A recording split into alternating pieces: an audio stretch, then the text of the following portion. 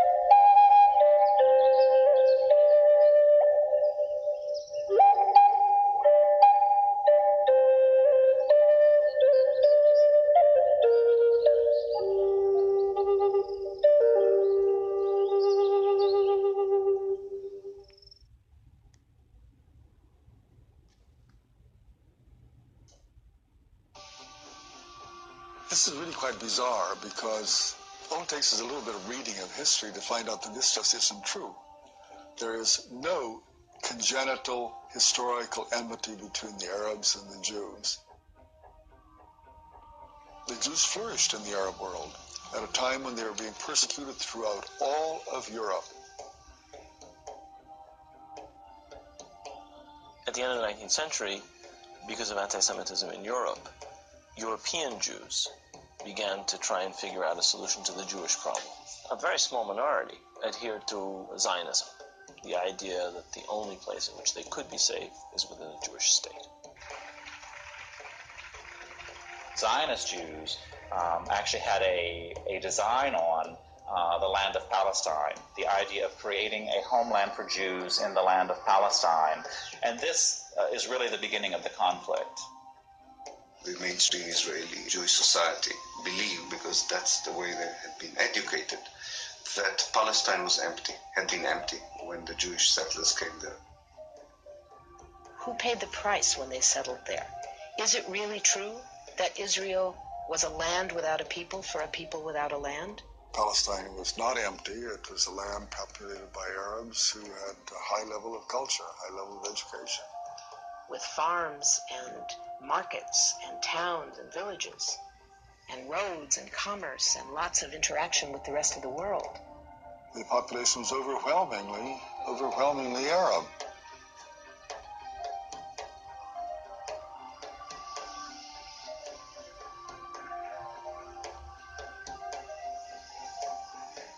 Jewish immigration increased under British rule following World War I, when Britain implemented the Balfour Declaration, promising a Jewish homeland in Palestine. This measure conflicted with Britain's previous promise of self-rule for Arab inhabitants throughout the region.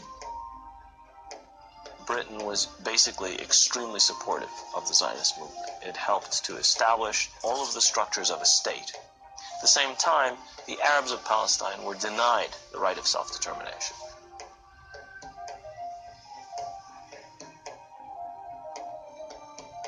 The Palestinians saw a European power decide the future of a non-European territory, in flat disregard of both their presence and wishes. In the 1920s, as land was being stripped away from local residents, the first clashes between Palestinians and Jews began, and would continue on for years to come.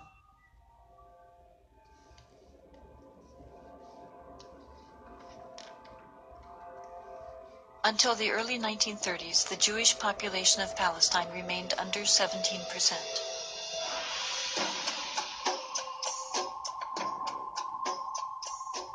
Hitler's rise to power in Germany completely changed that. In just 5 years, 174,000 Jews flooded into Palestine, doubling their population.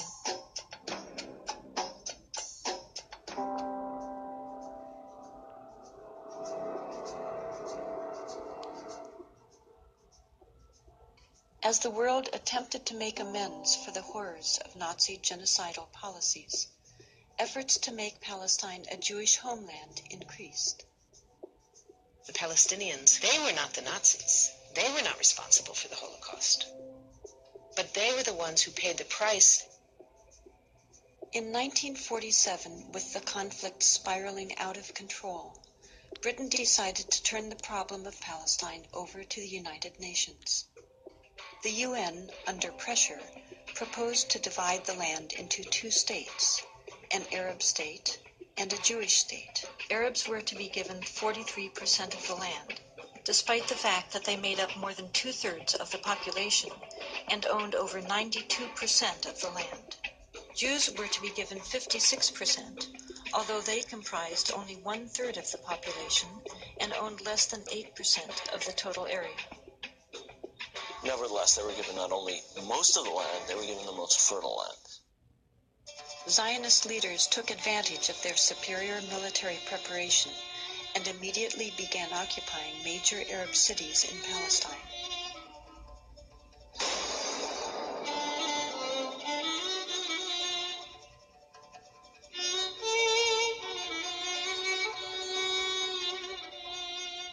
I was among the people that conquered Akko. We were walking around. We entered the flat. There was a pair of shoes of a small child, maybe 2 years old. They didn't have time to put on the shoes, so they left the shoes and they ran away. They left everything.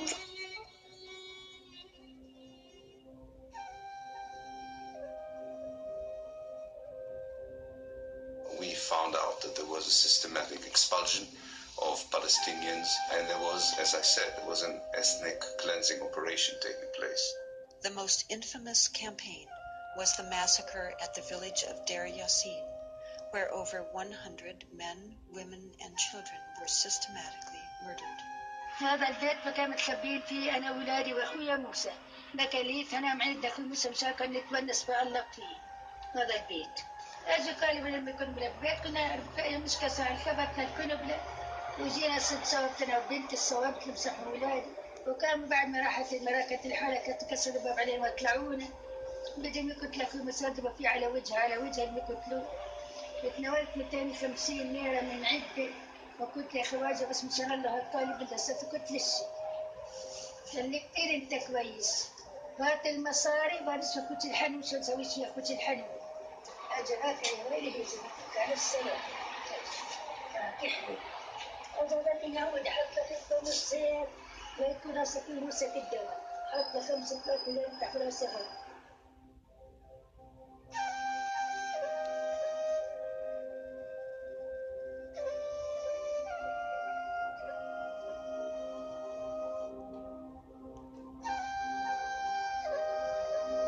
The ruthlessness of the attack on Deir Yassin drove fear and panic into the Palestinian population and led to the flight of unarmed civilians from their homes all over the country.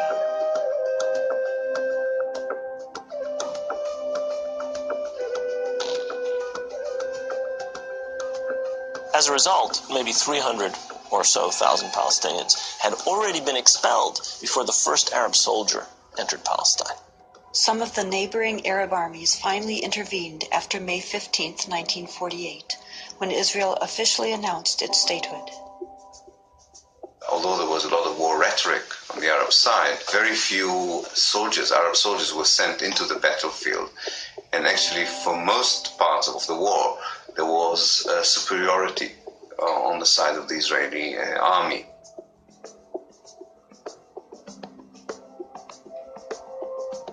The Israeli army cleansed much of the territory and took over a large part of the designated Palestinian state.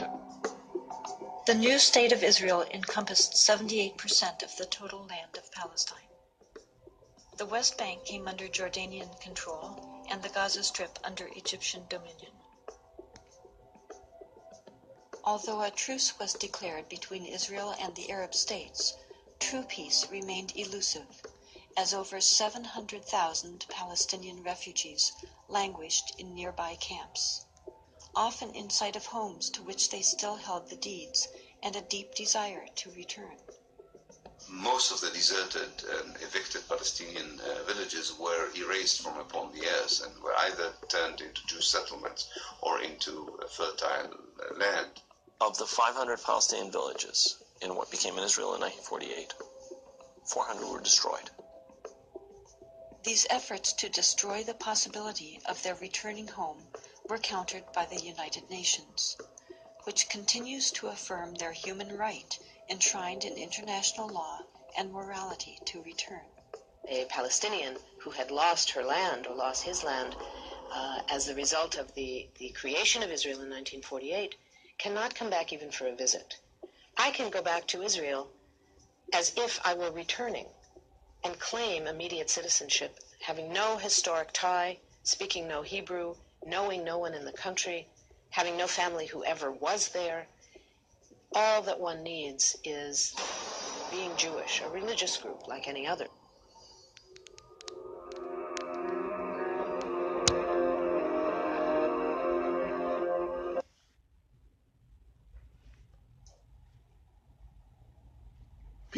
Peace, everyone.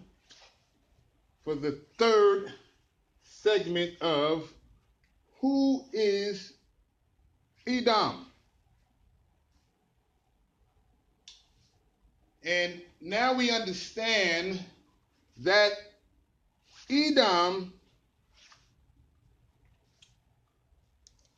inhabited Jerusalem when the Jews was annexed out by the Greeks and the Romans.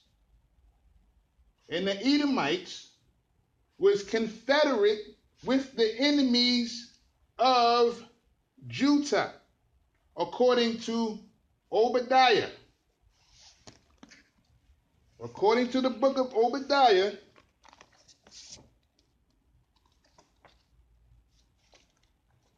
Edom entered into the gates of Judah once Judah was scattered out of Jerusalem. Obadiah, verse 13. Thou shouldst not have entered into the gate of my people in the day of their calamity, yea, thou should have not looked on their affliction in the day of their calamity, nor have laid hands on their substance in the day of their calamity. So we see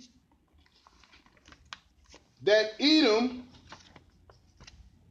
inhabited the land in replacement of Judah or the Jews. And they made a confederacy with the enemies of Judah to annex Judah out of that land. And for that reason,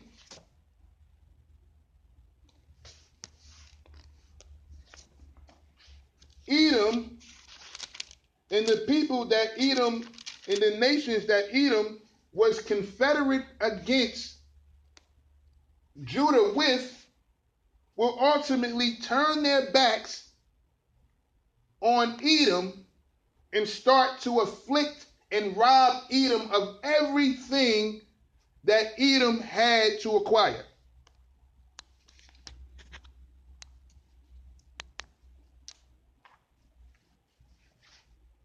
That is according to Obadiah 6 and 7, which states, "How are the things of Esau searched out? How are his hidden things sought up? All the men of thy confederacy have brought thee even to the border.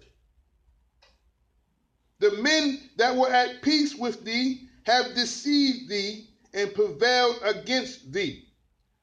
They that eat thy bread have laid a wound under thee. There is none understanding in him." So, the Germans, the Ashkenazis of Germany, during World War I and mainly World War II, with the help of the British under the British Mandate, which was mandated at first for who? The Palestinians. They inhabited the land, the so-called land of Jerusalem, the state of Israel. The Palestinians, the Arab Palestinians, inhabited and controlled that land under the British. But the British turned their backs on the Palestinians and gave their land to the Germans. The Germans turned around, came into Palestine, and started to murder the Palestinians by the hundreds. And they started to take their land. And they continue to take their land even to this day. And the Palestinians have been pushed to the Gaza Strip, or the borders of what we believe today is Israel.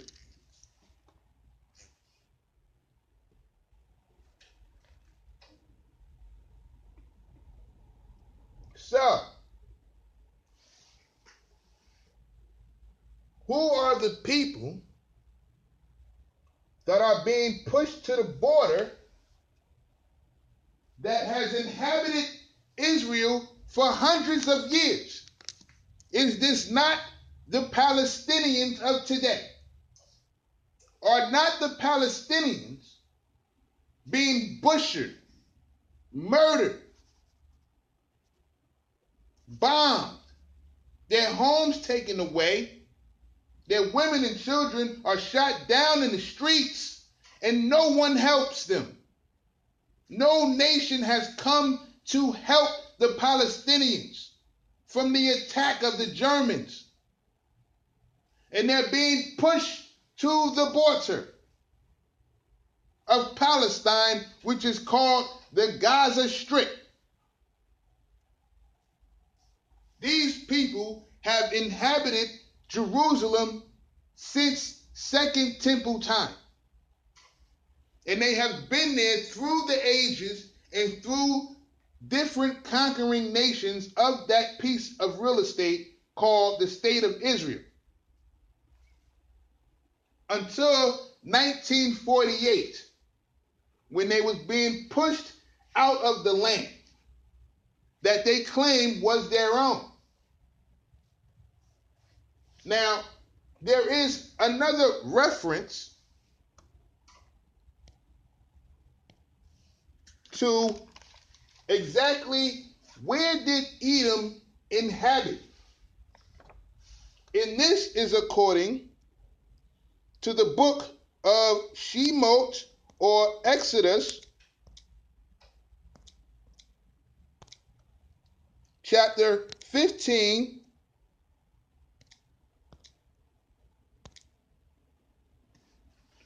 verse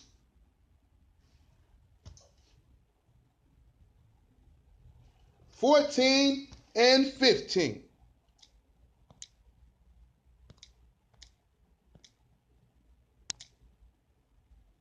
Which states, this is Shemot or Exodus chapter 15, verse 14 through 15, which clarifies exactly where is the inhabitants of Edom. Exodus chapter 15, verse 14. The people shall hear and be afraid. Sorrow shall take hold on the inhabitants of Palestinia or Palestine. Verse 15 gives you clarity on exactly who will inhabit that real estate. Verse 15, and then the dukes of Edom shall be amazed, and the mighty men of Moab tremble.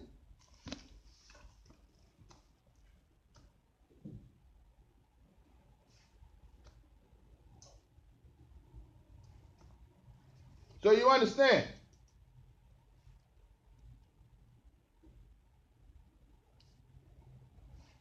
According to Exodus 15, now, according to the biblical narrative, the Israelites were still in the wilderness at this time. Joshua did not bring the Israelites into the land of Canaan, nor at this time, at the age of Exodus 15, the Israelites didn't even receive the 10 written principles or the 10 written commandments. They haven't even received that. But in the beginning of Exodus 15, it says, then sang Moses and the children of Israel this song unto the Lord, and spake, saying, I will sing unto the Lord, for he hath triumphed gloriously. The horse and his rider hath he thrown into the sea. So this gives you the idea of the time frame in which this song was actually sang. And in this song, we can start at verse 13, where it says, thou in thy mercy hast led forth the people which thou hast redeemed. Thou hast guided them in thy strength unto thy holy habitation. The people shall hear, verse 14 of Exodus chapter 15. The people shall hear and be afraid.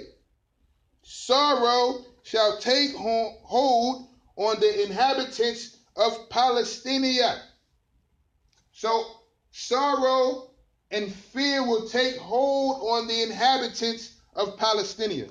Who inhabits Palestinia?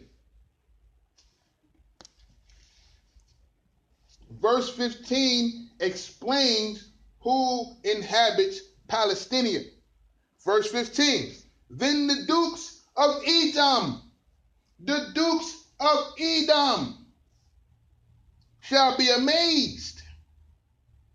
The mighty men of Moab tremble, shall take hold upon them, and the inhabitants of Canaan shall melt away.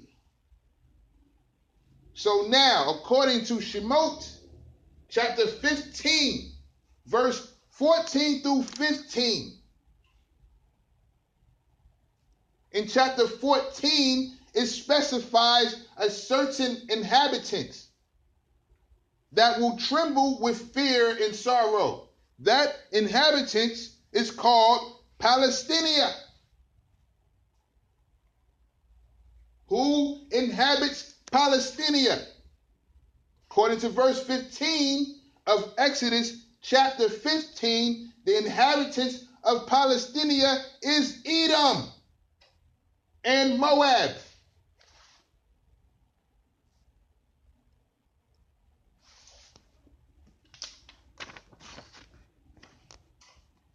To be continued.